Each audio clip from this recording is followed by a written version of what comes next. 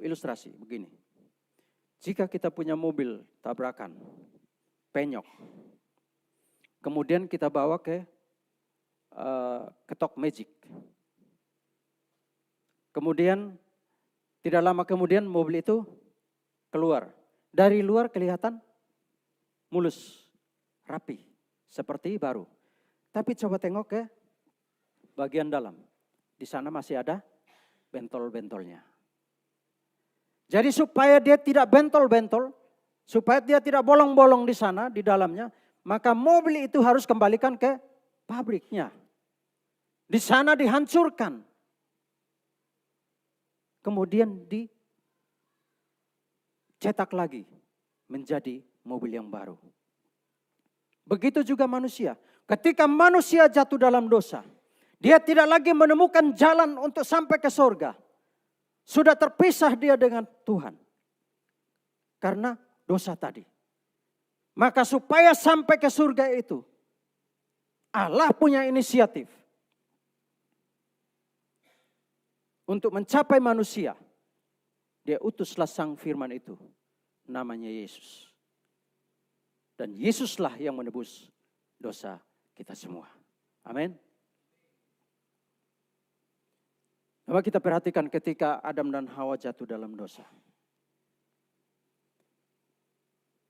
Ketika Adam dan Hawa jatuh dalam dosa, kemudian Tuhan mengutuk. Dan dia mengutuk tanah itu.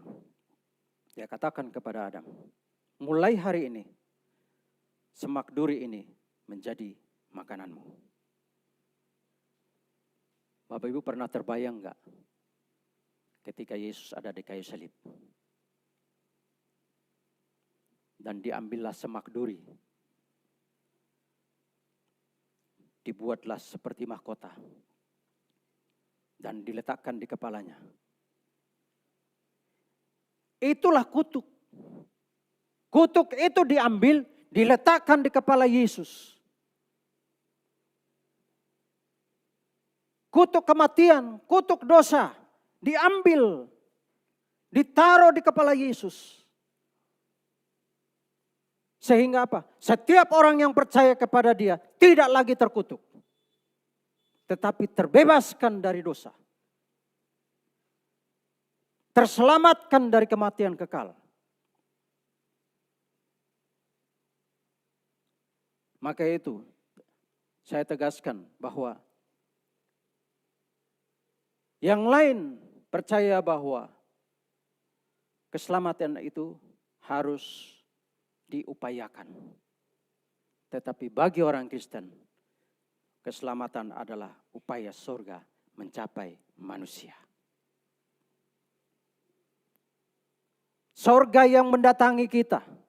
Surga yang menghampiri kita. Lalu berkata, hei, akulah jalan dan keselamatan itu. Jika engkau percaya kepadaku, maka engkau akan selamat sampai ke surga. Tetapi sebaliknya, jika engkau tidak percaya kepadaku, maka engkau tidak selamat ke surga. Hanya dua tujuan, surga dan neraka. Percaya masuk surga, tidak percaya masuk neraka. Cuman itu. Tidak ada yang lain. Saya mengajak kita semua pada sore hari menjelang malam. Dan saya percaya bahwa apapun yang kita kerjakan, yang kita lakukan, Tuhan turut campur tangan di dalamnya. Sehingga kita bisa berhasil dalam segala upaya, segala pekerjaan. Studi dan lain sebagainya. Tuhan turut campur tangan di dalamnya. Jadi jangan pernah sekali-sekali meninggalkan Yesus.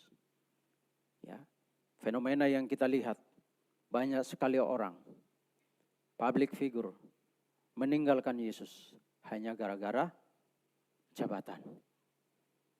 Hanya gara-gara bintang. Dia tidak tahu kalau yang punya bintang itu, yang menciptakan bintang itu. Ya toh?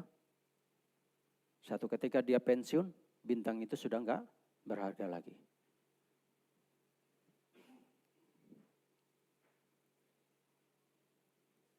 Jadi hari ini kita beriman kepada Sang pemilik bintang itu. Sang pemilik bintang itu yang memberi kehidupan kepada kita. Sampai pada penghujung saya menyimpulkan, keselamatan dari Allah sepenuhnya adalah anugerah, bukan imbal balik. Keselamatan yang kita terima dari Kristus adalah hasil dari upaya surga mencapai manusia. Dengan demikian, Allah yang memberi tidak berkewajiban. Manusia yang menerima tidak punya hak. Sebetulnya kita nggak punya hak menerima keselamatan itu. Dan Allah tidak punya kewajiban untuk menyelamatkan kita. Tetapi karena anugerah, itulah maka kita dilayakkan untuk menerima keselamatan itu. Amin. Khalil Gibran berkata begini. Seorang penulis dan pelukis dari Lebanon, Amerika, tahun 1883. Dia menulis begini. Hidup adalah kegelapan jika tanpa hasrat dan keinginan, dan semua hasrat serta keinginan adalah buta jika tidak disertai pengetahuan. Dan pengetahuan adalah hampa jika tidak diikuti pelajaran. Dan setiap pelajaran akan sia-sia jika tidak disertai cinta. Saya memaknai bahwa keinginan kita harus berdasarkan kepada Sang Firman itu. Dan pengetahuan yang kita miliki harus tunduk kepada otoritas Roh Kudus.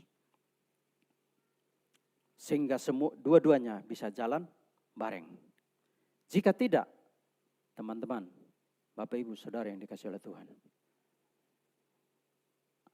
Imam Al-Kanisa pernah memberikan ilustrasi seperti ini. Iman dan pengetahuan itu harus balance, harus sejalan. Tidak boleh pincang. Jika pengetahuan itu lebih dari iman, maka akan jadi ateis.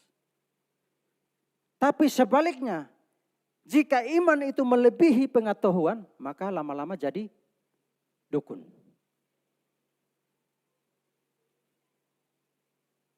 Makanya dua-duanya harus sejalan.